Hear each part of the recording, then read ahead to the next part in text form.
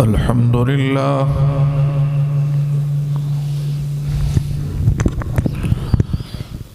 الحمد لله وكفى والصلاة والسلام على سيد الرسل وخاتم الأنبياء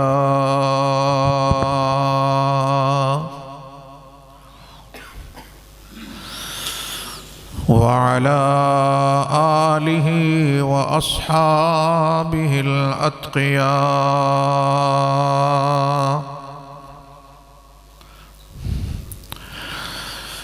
أما بعد فأعوذ بالله من الشيطان الرجيم.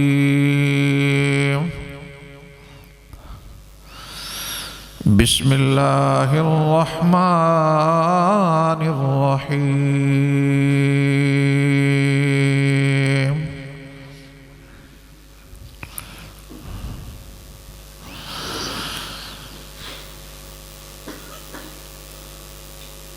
إنا نحن نزلنا الذكر وإنا له لحافظون.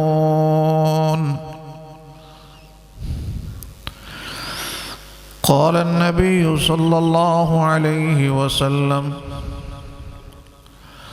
أشراف أمتي حملة القرآن.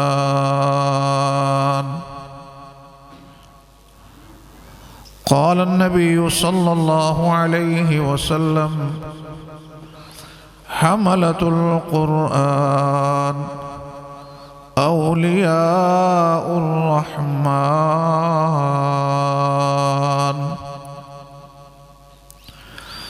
صدق الله العظيم وصدق رسوله النبي الكريم، ونحن على ذلك من الشاهدين والشاكرين، والحمد لله رب العالمين.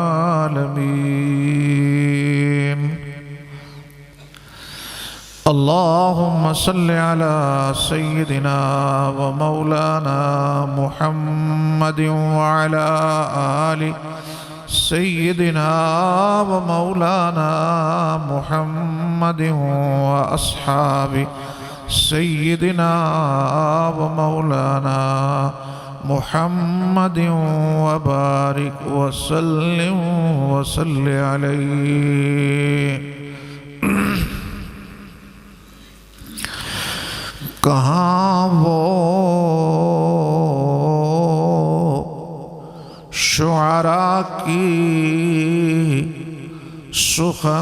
سخندانی میں ہے، کہاں وہ شعراء کی سخندانی میں ہے، جو مزہ جو کیفیت آیت قرآنی میں ہے. پتھر کو یوں تراشا نگینہ بنا دیا، پتھر کو یوں تراشا نگینہ بنا دیا، صحرا کو مسکرا کر مدینہ بنا دیا. دونوں جہاں کے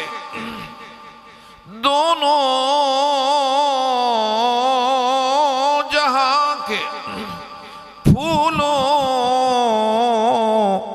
کی خوشبو نچوڑ کر رب نے میرے نبی کا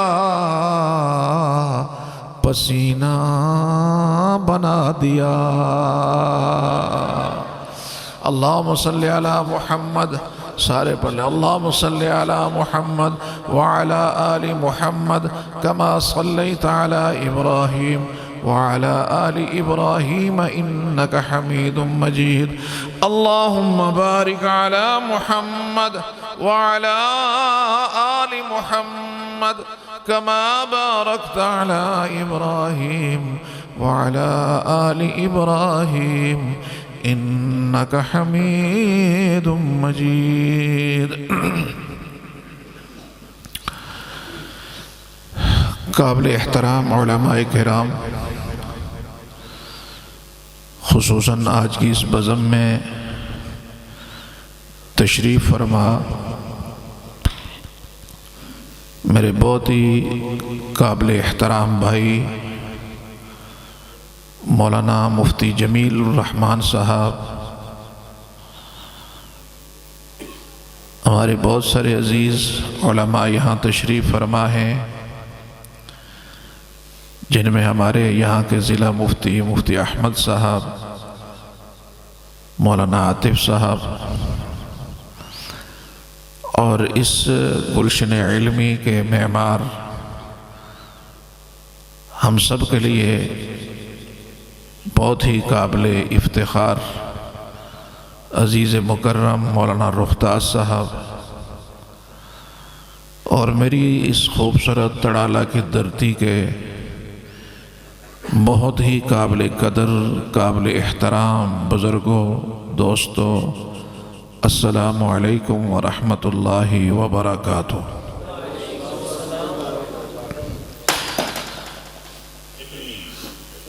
آدھے لوگوں نے جواب دیا، آدھے استخارے میں ہیں کہ جواب دیا جائے یا نہ دیا جائے، لیکن انہیں پتہ ہونا چاہیے استخارہ خیر کے لیے نہیں کیا جاتا۔ تو السلام علیکم ورحمۃ اللہ وبرکاتہ۔ جزاکم اللہ خیر۔ مجھے یوں لگ رہا ہے کہ یہ کل کی بات تھی کہ میں حضرت والدی المکرم رحمہ اللہ کے ساتھ یہاں پہ آیا، اس مرکز کا افتتاح کیا، سردار دلیل خان موجود تھے، مشتاق صاحب تھے، قربان صاحب تھے، بہت سارے اور دوست تھے، کیپٹن زرین صاحب تھے، بہت سارے مہربان۔ یہاں آغاز ہوا اور مسجد کے لیے مولوی رختاس صاحب کا انتخاب ہوا، پھر تواتر کے ساتھ سال میں کوئی ایک مرتبہ ایک آدھ مرتبہ ہم آپ لوگوں کی زیارت کے لیے حاضر ہوتے رہے۔ تقریباً 10-12 سال یہاں ناظرہ قرآن بچے ختم کرتے، اور پھر ان کے درمیان جو ہے وہ انہیں قرآن کریم کا نسخہ دیا جاتا، ظفر صاحب ان کو کوئی تحفے دیتے۔ آج تو وہ نہیں ہیں، یقینی طور پر ہمارے بھائی شجاع صاحب ان کی نیابت کر رہے ہیں۔ میں یہ سمجھتا ہوں کہ پھر میں نے ہی اپنے عزیز سے بھی کہا، اور ہمارے سردار فدا صاحب ان دوستوں سے میں نے کہا کہ یہاں حفظ کا نظام جاری کیا جائے، اور اللہ رب العزت ان سارے دوستوں کو جزائے خیر عطا فرمائے کہ انہوں نے ہمت کر کے حفظ کی کلاس کا آغاز کیا، اور چند سالوں میں آپ کا تڑالہ قرآن کریم کا مرکز بنتا جا رہا ہے۔ اس میں کوئی شک نہیں ہے کہ یہ سب میرے اللہ کا کرم ہے، اس کا فضل ہے، اس کا احسان ہے کہ میرے رب نے ہمیں قرآن کریم جلانے والوں میں نہیں رکھا، قرآن کو بچانے اور پھیلانے والوں میں رکھا ہے۔ اگر کہیں انہی میں پیدا کر دیتا تو ہم کیا کرتے؟ یہ محض میرے اللہ کا کرم ہے، میرے اللہ کا فضل ہے کہ اس نے ہمیں قرآن کریم پھیلانے والوں میں رکھا۔ اور یہ محبتیں ہیں آپ کی، مودتیں ہیں آپ کی اس مرکز کے ساتھ۔ مجھے آج ڈاکٹر صاحب کہہ رہے تھے، ڈاکٹر ناصر صاحب، کہ میں آج پنڈی اسلام آباد ہوتا ہوں لیکن میں صرف اس پروگرام کے لیے آیا۔ ہمارے عزیز مکرم سردار جو ہے وہ ماجد رزاق صاحب ہیں، وہ اسپیشلی، اور سارے دوست جتنے بھی ہیں، تو یہ اس اہتمام کے ساتھ سارے حضرات یہاں تشریف لائے۔ اللہ رب العزت آپ سب کے آنے کو اپنی بارگاہ میں قبول و منظور فرمائے۔ اور یوں انہوں نے 30 پارے قرآن کریم اپنے سینے میں محفوظ کر لیا۔ 30 پارے قرآن۔ اچھا، ایک عرف کے اندر جو بولتے ہیں ہم سپارے، سپارے نہیں ہوتا، سپارہ تو 30ویں کو کہتے ہیں، تو یہ 30 پارے ہوتا ہے، تو عموماً ہم ایک تلفظ غلط بول رہے ہوتے ہیں۔ تو 30 پارے قرآن ہمارے ان بچوں نے اپنے سینوں میں محفوظ کیا۔ اللہ رب العزت انہیں قرآن کریم کا حقیقی معنوں میں حافظ، قاری، عالم بنا دے۔ میرے قابل احترام دوستو، آج دنیا بدل گئی ہے، بدلتی جا رہی ہے، اور یہ جو 10 سال ہیں جس کو 2030 کہتے ہیں،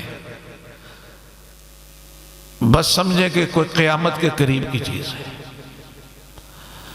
دنیا میں اس قدر تیزی سے بےہودگی بڑھ رہی ہے کہ آپ کے وہم و گمان میں بھی نہیں ہوگا۔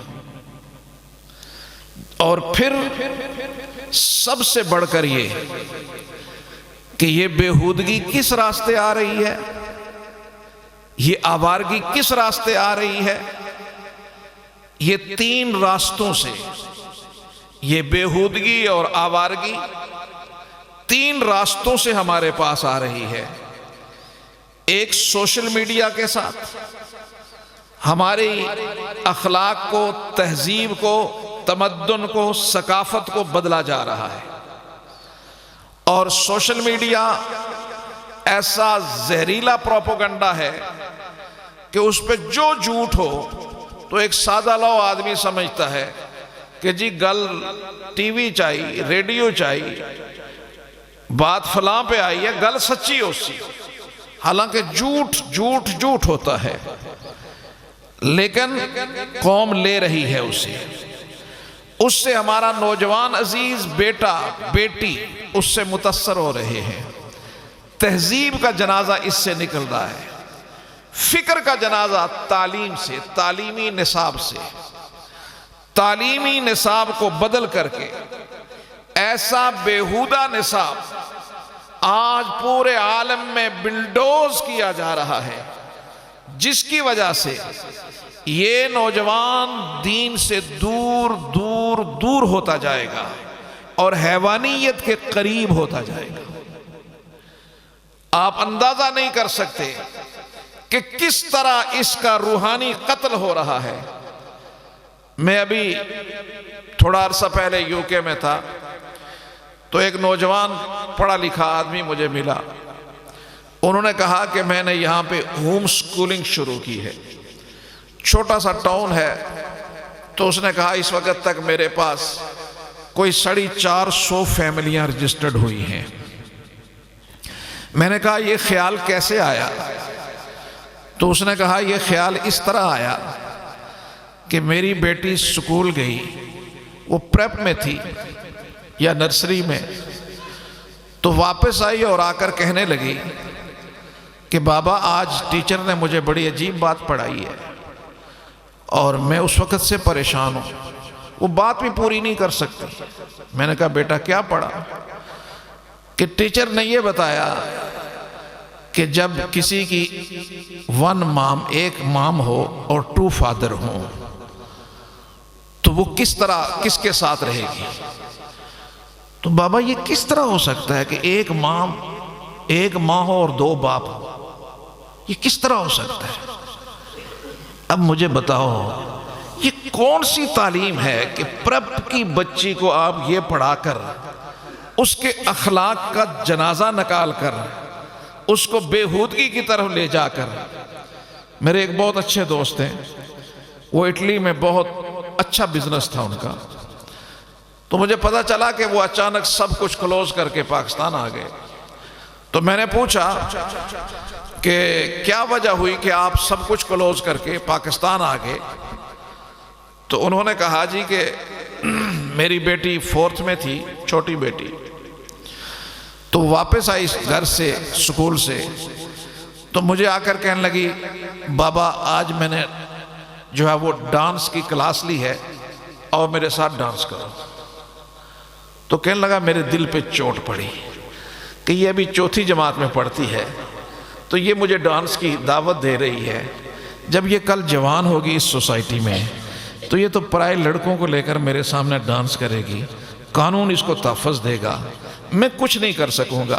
میں اپنے 4 پیسوں کی خاطر اپنی اولاد کا قتل، ان کے ایمان کا قتل کیوں کرنا چاہتا ہوں؟ بس یہ سوچا، کوئی اور نہیں کیا، سب کچھ کلوز کیا اور پاکستان آ گیا۔ میرے قابل احترام دوستو، یہ لمحہ فکریہ ہے کہ آج تعلیمی نصاب کے ذریعے سے اولادوں کا قتل عام اور سوشل میڈیا سے تہذیب کا قتل عام، اور پھر اس سب کو تحفظ دینے کے لیے پارلیمنٹ۔ یہ جو علماء کو پارلیمنٹ سے دور رکھا جاتا ہے، کیوں؟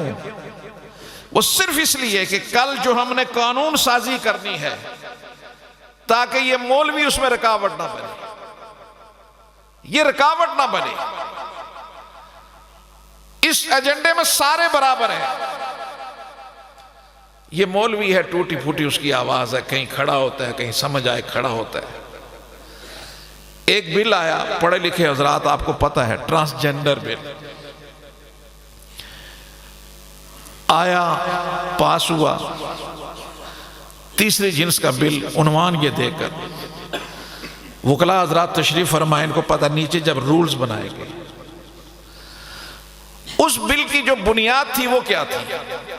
وہ صرف یہ نہیں تھا کہ کوئی تیسری جنس کا بل ہے، اس کی بنیاد یہ تھی کہ جو بندہ سوسائٹی میں جس حیثیت میں رہنا چاہے اس کو رہنے کی آزادی ہونی چاہیے۔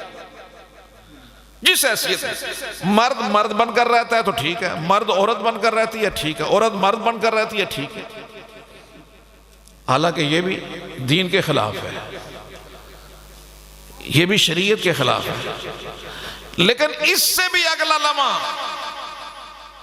اس سے بھی اگلی بات، اور وہ کیا کہ اگر یہ مرد کتا بن کر رہنا چاہتا ہے تو اس کو رہنے کا حق ہے،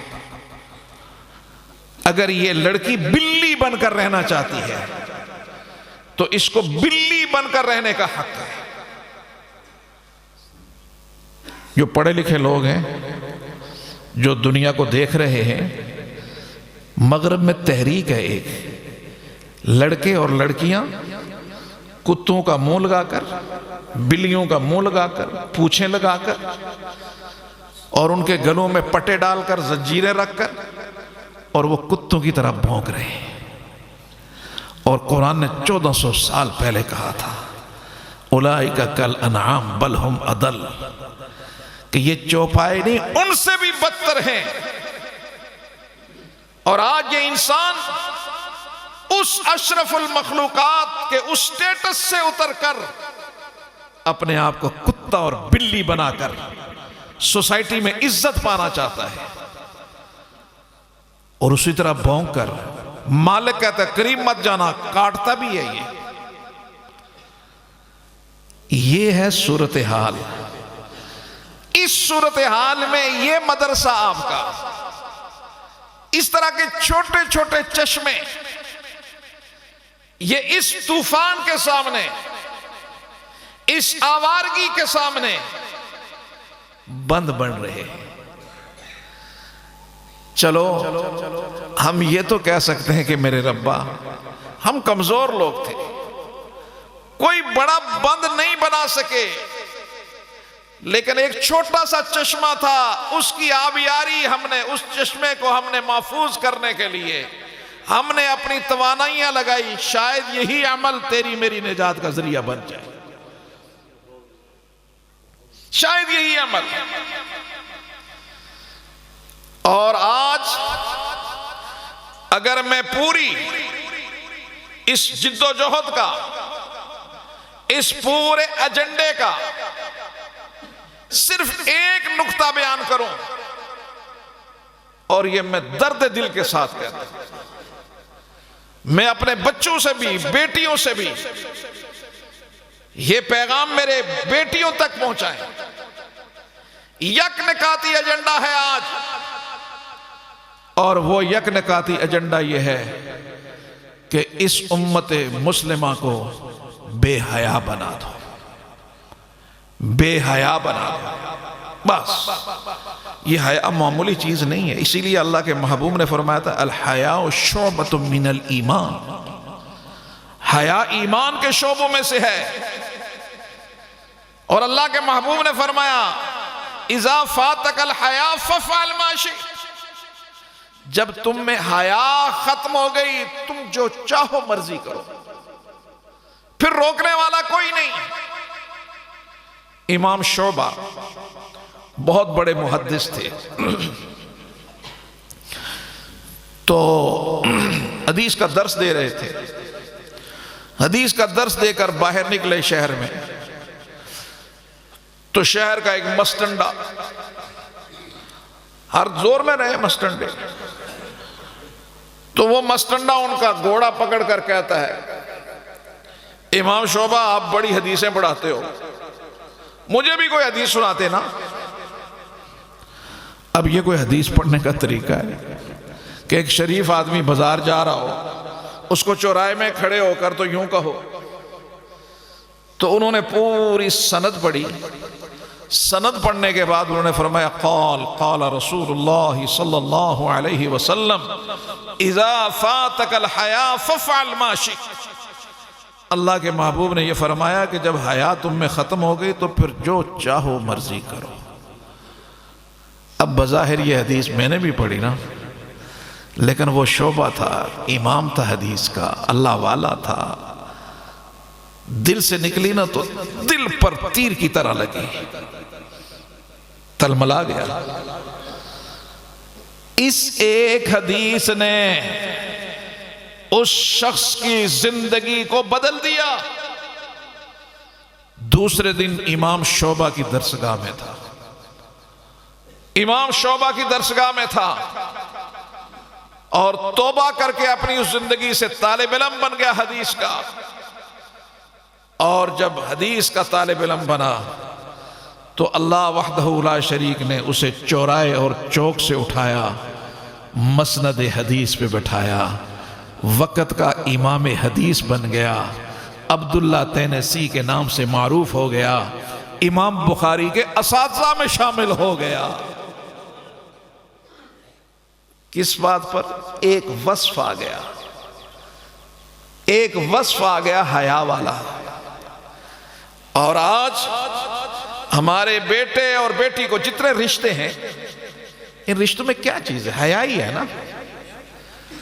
یہ بیٹا باپ کے سامنے تن کر نہیں بولتا تو کیا چیز ہے؟ بیٹا حیا ہی ہے نا۔ بھائی اپنے بھائی کے سامنے آنکھ اٹھا کر نہیں بولتا، کیوں؟ حیا ہے۔ بیٹی ماں کے سامنے بلند آواز سے نہیں بولتی، کیوں؟ حیا ہے۔ جب یہ ختم ہو گئی تو پھر اب بیٹا باپ کے سامنے تن کر بولتا ہے، بھائی کے سامنے آنکھوں میں آنکھیں ڈال کر، گریبان میں ہاتھ ڈال کر بولتا ہے۔ بیٹی اپنی ماں کے سامنے بدتمیزی سے بولتی ہے، اس کو بے حیائی نہیں کہیں گے، اس کی تعبیر اور کی گئی، تعبیر اور کی گئی، تعبیر یہ کی گئی کہ یہ آزادی ہے، یہ آزادی ہے، یہ آزادی رائے ہے، اور بے حیائی ہے میرے دوست۔ جو اقدار، جو سٹیٹس اللہ نے والد اور والدہ کو دیا ہے، اس سٹیٹس کو توڑنے والا بے حیا ہو سکتا ہے، وہ با وفا نہیں ہو سکتا، وہ غیرت مند نہیں ہو سکتا، اس لیے کہ اللہ نے والدین کو ایک حق دیا ہوا ہے۔ اور بیٹا یہ سمجھے، اور میں کہا کرتا ہوں بچوں کو کہ باپ کتنا گیا گزرا کیوں نہ ہو، یہ جو گدلا پانی ہوتا ہے نا، گدلا پانی، میلا پانی، اس کو بھی آگ پر پھینکو تو آگ بجھ جاتی ہے، تو گیا گزرا باپ بھی اس کی بد دعا تمہیں تباہ کر دے گی، کبھی کامیابی نہیں ملے گی۔ یہ وہ اقدار ہیں، یہ وہ چیزیں ہیں جو میرے محبوب نبی نے، جو میرے رب نے اپنے محبوب نبی کے توسط سے انسانیت کو بتائی، اور آج ان اقدار کو ہٹایا جا رہا ہے، اور ان اقدار کو ہٹا کر بےہودگی کو پروموٹ کیا جا رہا ہے، اس کو پھیلایا جا رہا ہے، اور کائنات کا رب یہاں بول پڑا، اعوذ باللہ من الشیطان الرجیم، بسم اللہ الرحمن الرحیم،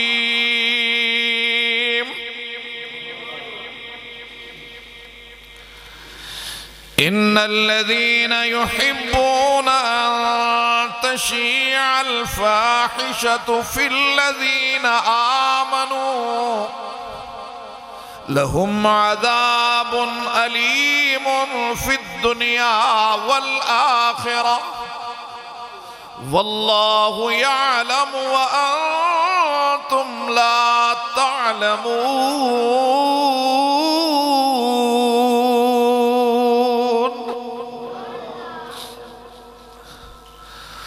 عظمتوں والے رب نے عظمت والی کتاب میں اعلان فرما دیا،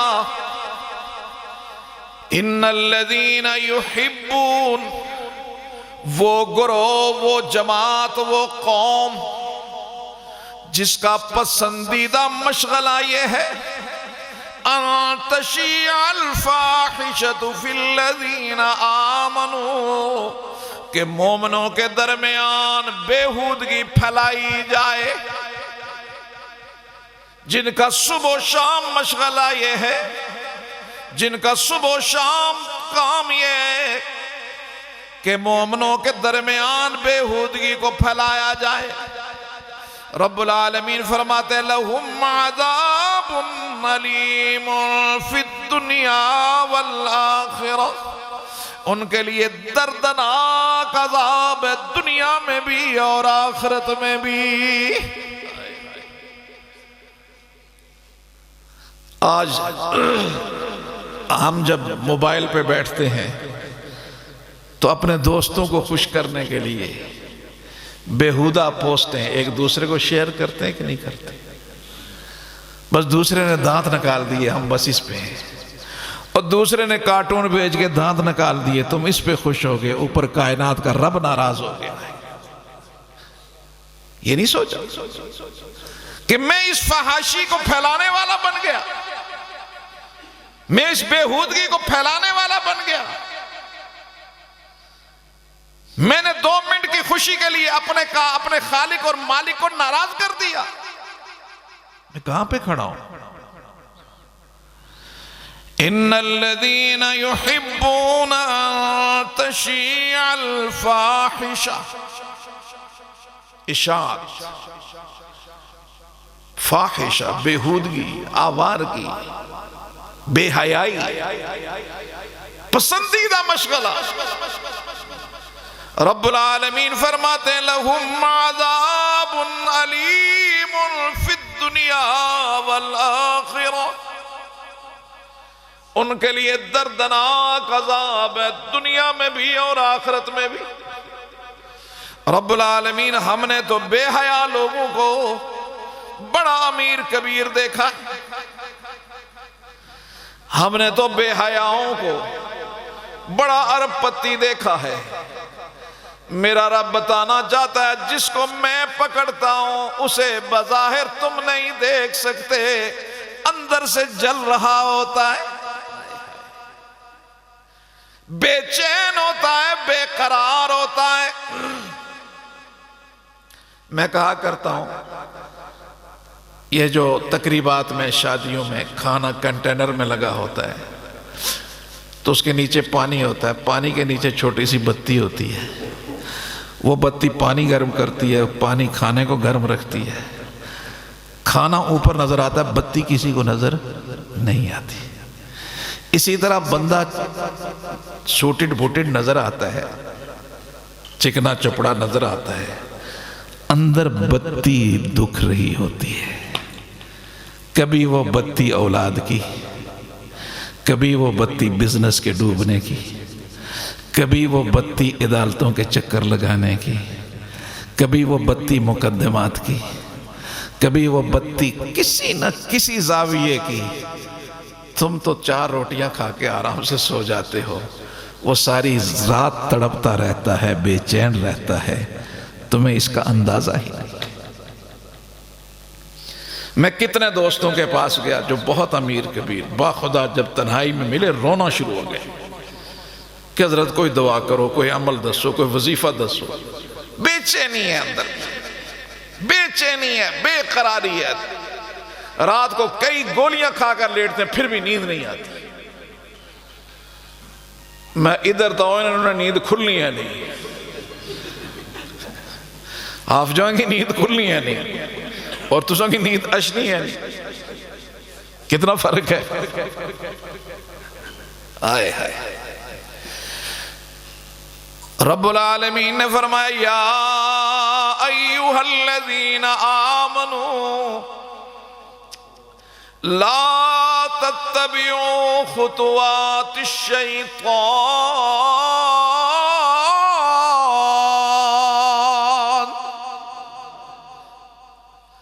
اے ایمان والو شیطان کے نقش قدم کی پیروی نہ کرنا،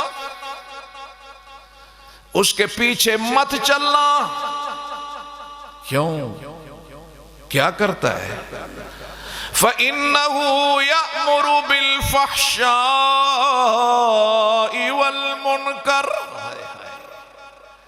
جو شیطان کے نقش قدم پہ چلتا ہے وہ اسے آوارہ بناتا ہے، اسے بیہودہ بناتا ہے، اسے گناہگار بنا کر زندگی کے اندر تباہ و برباد کر دیتا ہے۔ فحشاء، شیطان کا کام یہ ہے کیونکہ آپ کے پاس جنت کی چابی ہے، اور وہ کیا ہے جنت کی چابی؟ لا الہ الا اللہ، یہ جنت کی چابی ہے، ایمان والی، ایمان کی چابی جنت کی چابی ہے۔ تو شیطان کا پورا داؤ یہ ہے کہ یہ جب جائے تو اس سے خالی ہو جائے، اور اس سے خالی کرنے کے لیے بےہودگی سے زیادہ بہتر راستہ کوئی ہے ہی نہیں، کیونکہ بےہودگی میں بڑی اٹریکشن ہے، جاذبیت ہے، اور یہ بھی بڑی عجیب بات ہے، گناہ کی لذت چند منٹوں کی، ندامت ساری زندگی کی۔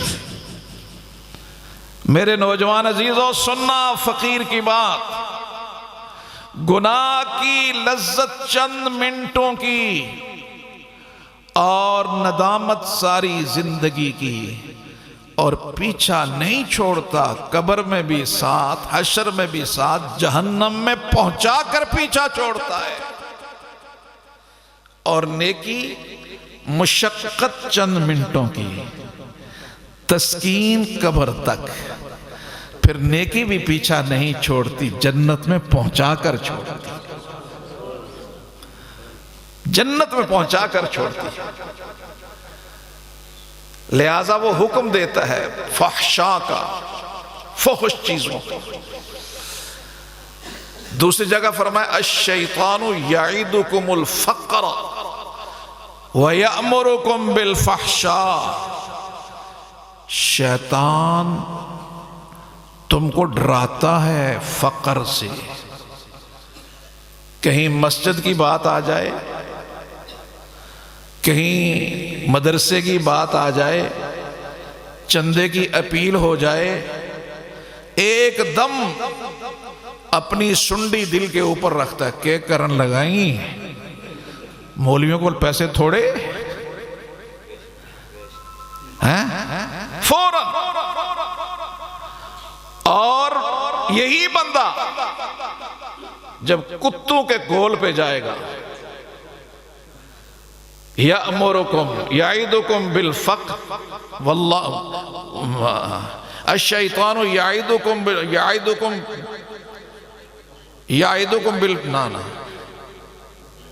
یأمرکم بالفحشاء، اور جب جائے گا کسی ناچنے والے کے پاس، کتوں کے کول کے پاس، ایسی پھینک ویل ہے آئی، یہ ہے کہ نہیں؟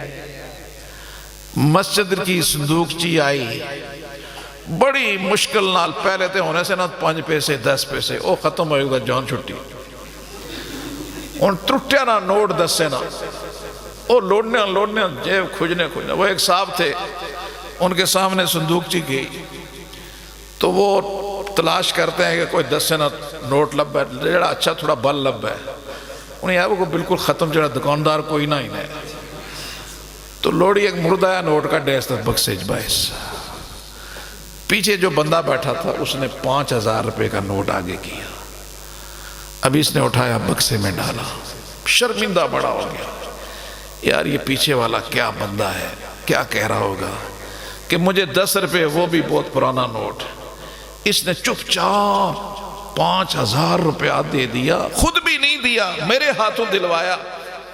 کتنا مخلص ہے، فنا ہے یہ اللہ کے راستے میں، بڑا ایمان بنا ہوا ہے اس کا، کوئی چلہ تازہ تازہ لائتا ہے، کیا بات ہے اس کی۔ یہی سوچتے سوچتے نماز پڑھی، اس کے بارے میں سوچتے سوچتے کہ اس طرح کے لوگ بھی ہیں، مجھے خود ندامت ہو رہی تھی، تو نماز پوری کر کے تو پیچھے مڑا کہنے لگا بھائی صاحب آپ نے تو آج مجھے بالکل سمجھے مار دیا، ایسی مار آپ نے دی مجھے اخلاق کی۔ کہا کیوں بھائی کیا ہوا؟ کہا جی بس میں تو ہمیشہ یہی 5-10 روپے دیتا تھا، آپ نے 5000 روپیہ دیا اور میرے ہاتھوں سے دلوایا۔ کہنے لگے بھائی صاحب میں کتھے دلوایا اور تو پیسے کٹنے کہنا تڑا 5000 ٹٹھا سا تھا میں وہ پڑھایا سے۔ پھر مورخین کہتے ہیں چراغوں میں روشنی نہ رہی، 2 بندیاں پوڑی تم سیدھے یا باہر کٹیا۔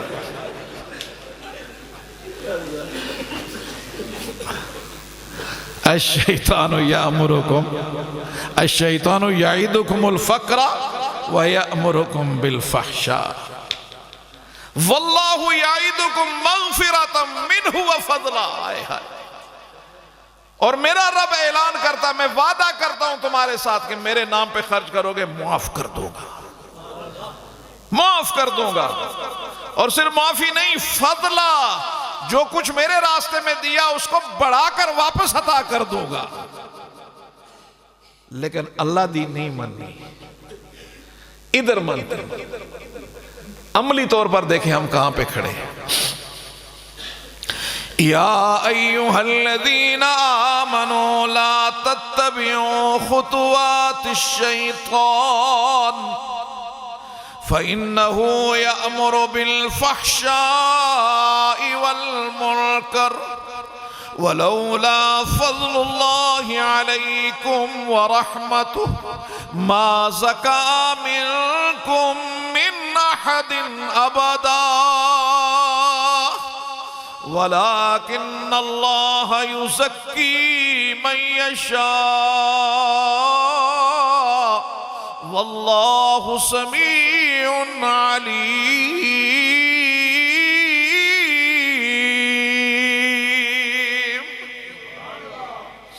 اللہ اکبر۔ رب العالمین نے فرمایا میرے بندو، او میرے بندو، قرآن اترا کب؟ جہاں ابو بکر بھی بیٹھے ہیں، جہاں عمر، علی، عثمان و علی بیٹھے ہیں، صحابہ بیٹھے ہیں، قرآن انہیں بھی کہہ رہا ہے کیا؟ وَلَوْلَا فَضْلُ اللَّهِ عَلَيْكُمْ وَرَحْمَتُهُ، اگر تم پہ اللہ کا فضل اور اس کی رحمت نہ ہو، ما زکا منکم من احد ابدا، تو تم میں سے کوئی انسان پاکیزہ نہیں رہ سکتا۔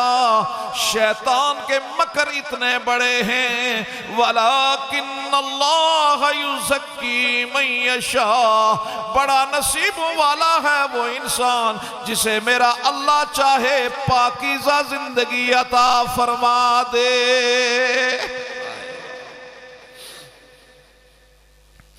علامہ سیوطی رحمہ اللہ تعالی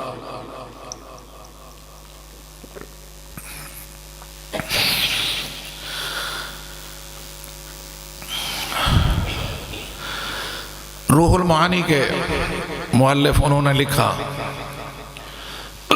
کہ 3 واسطے دے کر جو بندہ بھی اللہ سے دعا کرے گا، 3 واسطے دے کر، اے اللہ تجھ کو تیری رحمت کا واسطہ، اے اللہ تجھ کو تیرے فضل کا واسطہ، اے اللہ تجھ کو تیری مشیت کا واسطہ، یہ 3 واسطے دے کر جو اللہ سے دعا کرے گا، اے اللہ میں ان 3 واسطوں کو تیرے سامنے رکھ کر مجھے اور میری اولاد کو پاکیزہ زندگی عطا فرما۔ فرمایا اللہ انہیں ہمیشہ پاکیزہ زندگی عطا فرما دیتے ہیں۔ کون سے 3 چیزیں؟ اللہ کے فضل کا واسطہ، اللہ کی رحمت کا واسطہ، اور اللہ کی مشیت، اللہ کی مشیت، وَلَٰكِنَّ اللَّهَ يُزَكِّي مَن يَشَاءُ، اس کو مشیت کہتے ہیں۔ تو اللہ کے فضل کا واسطہ، اللہ کی رحمت کا واسطہ، اللہ کی مشیت کا واسطہ، کم از کم صبح و شام ہر ایک ان 3 واسطوں سے دعا تو کر لیا کرے، پھر دیکھو اللہ آپ کی زندگی کو کس طرح پاکیزہ بناتے ہیں۔ اور جب پاکیزہ زندگیاں بنتی ہیں تو پھر کیا ہوتا ہے؟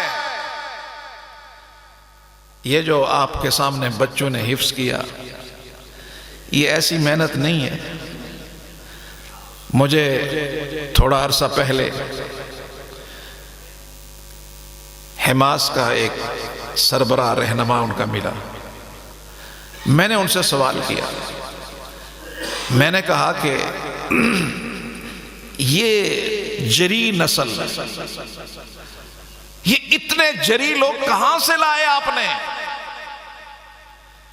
یہ اتنے مضبوط بچے جن کے ایمان اس طرح کے کہاں سے آئے یہ لوگ؟ تو اس نے جو بات کہی میرے تڑالہ کے دوستوں، اسے اپنے قلوب و اذہان میں بٹھا دو۔ اس نے کہا شیخ یہ بچے فیس بک، ٹیوٹر اس نے تیار نہیں کیے، یہ بچے ان ماؤں نے تیار کیے جو قرآن کی حافظہ تھی، یہ قرآن کی حافظہ تھی، یہ ان کی گود میں قرآن کی لوریوں میں تیار ہوئے ہیں یہ بچے۔ اور یہ جو القسام برگیڈ ہے اس میں کہا کہ 70% حافظ قرآن نوجوان ہیں، 70%۔ اور وہ حافظ قرآن رمضانی نہیں کہ صرف رمضان میں سنایا، کہا کہ وہاں کا معمول یہ ہے کہ بچے فجر کی نماز سے قرآن شروع کرتے ہیں، مغرب تک قرآن مکمل کر کے اٹھتے ہیں۔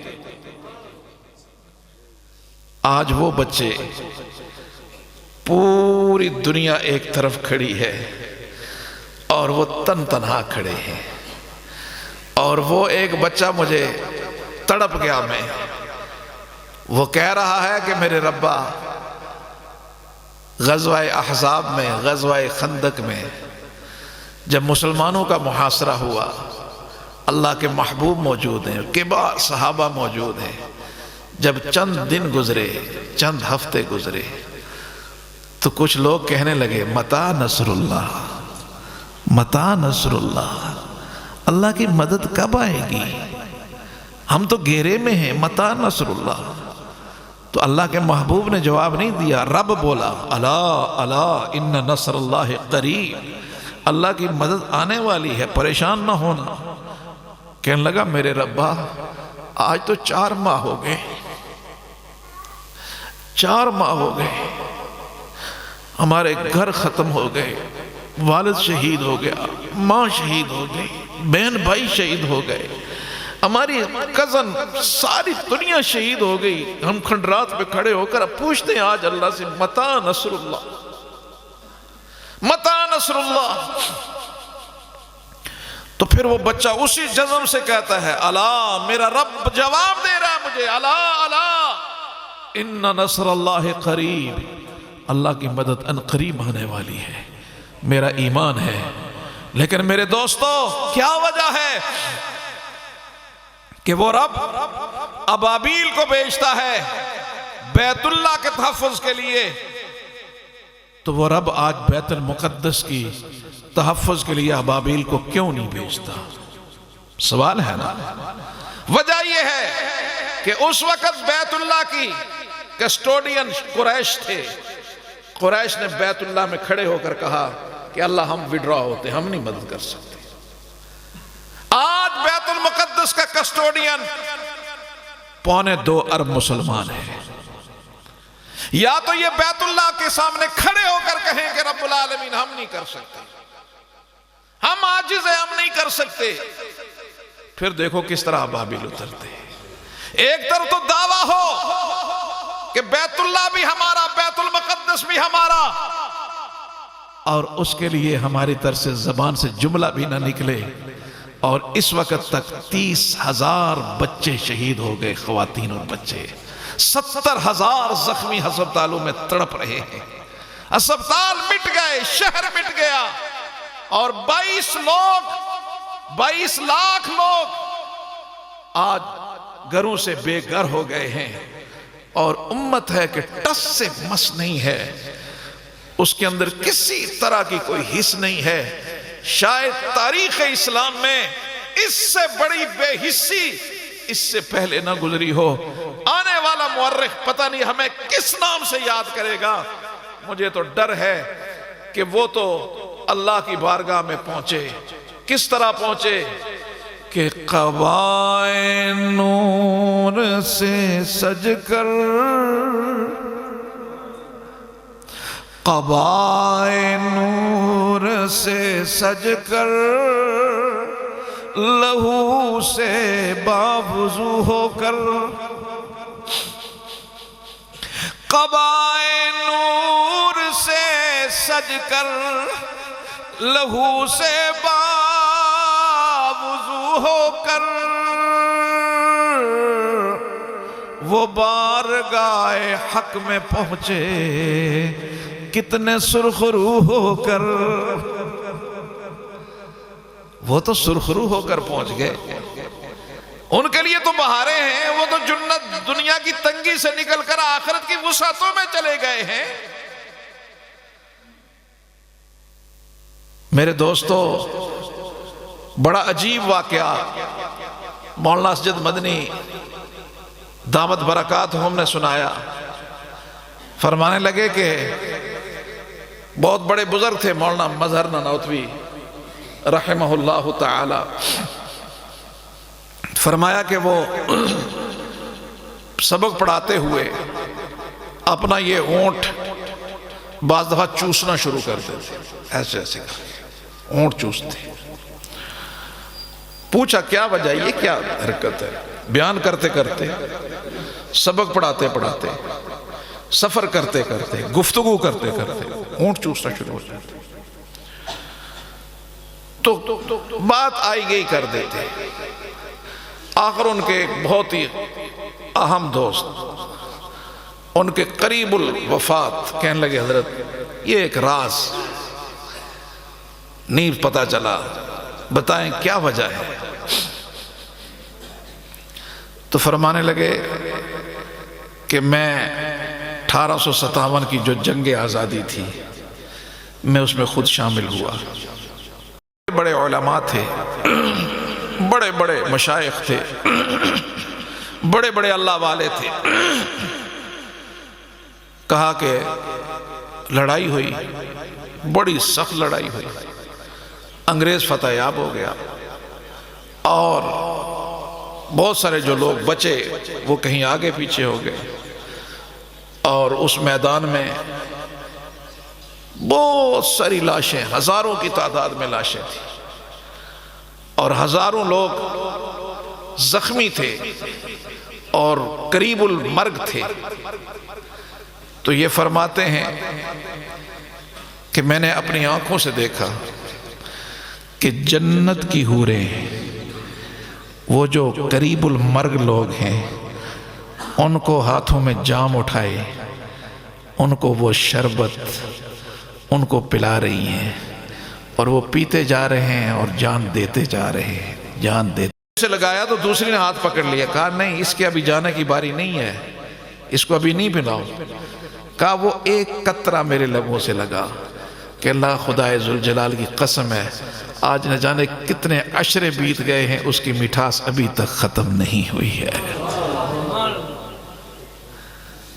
میرے دوستو وہ زندگی ہے حقیقی زندگی، اگر ہم نے اس زندگی کو اپنا لیا تو ہم کامیاب اور کامران ہوں گے، اور اس چھوٹی سی زندگی پر ہم نے اپنے آپ کو اپنی اولادوں کو محروم رکھا، اس دنیا کے چند ٹکوں کے لیے ان کے ایمانوں کا سودا کر لیا تو ہم نہیں بچ سکیں گے۔